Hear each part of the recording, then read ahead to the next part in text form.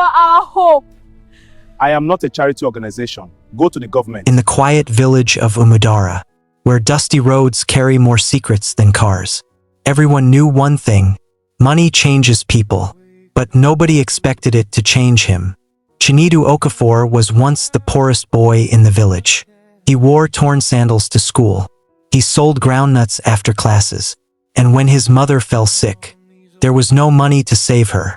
That day, he made a promise. One day I will become rich, and nobody in this village will ever suffer again. Years passed. No one heard from Chinedu until one afternoon.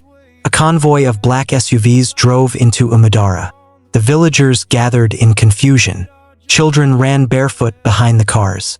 And when the door opened, a man stepped out in a tailored suit, dark glasses, expensive wristwatch, confidence.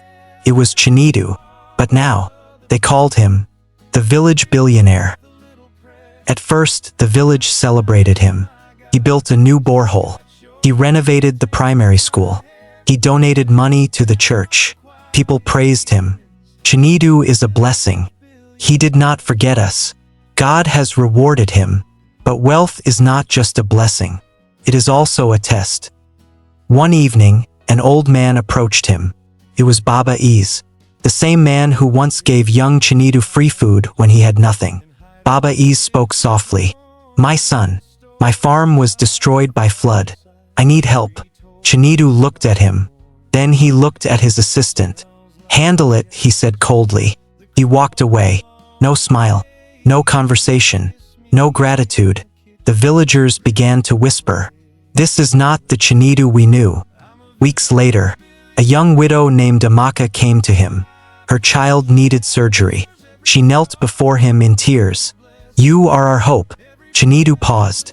Then he said something that shocked everyone. "I am not a charity organization. Go to the government." The crowd gasped. Was this the same boy who once cried from hunger? That night, Chinedu couldn't sleep. The mansion he built in the village felt empty.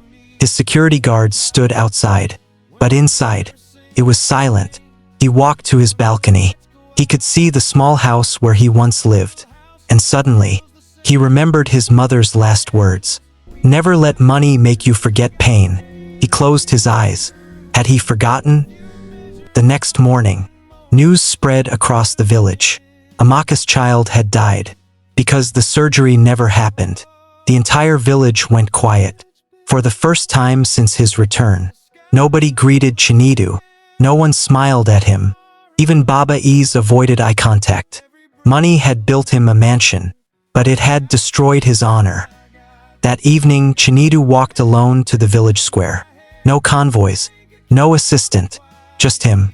He stood before the people, and he removed his expensive wristwatch. "I was once one of you," he said. "I promised never to forget." His voice trembled. "But I did." Silence filled the air. Then he continued. "From today, the hospital project begins.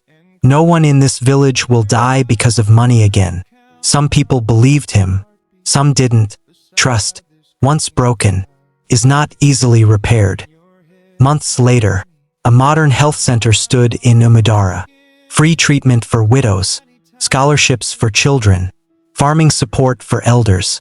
But Chinedu had changed too. He no longer arrived with convoys. He sat with elders. He listened. He remembered. Because he learned something powerful. Being rich is not about how much you have. It is about how many lives you lift. In life, money will test your heart. Power will test your character.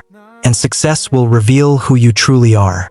The real billionaire is not the one with the biggest house, but the one whose kindness builds the biggest legacy.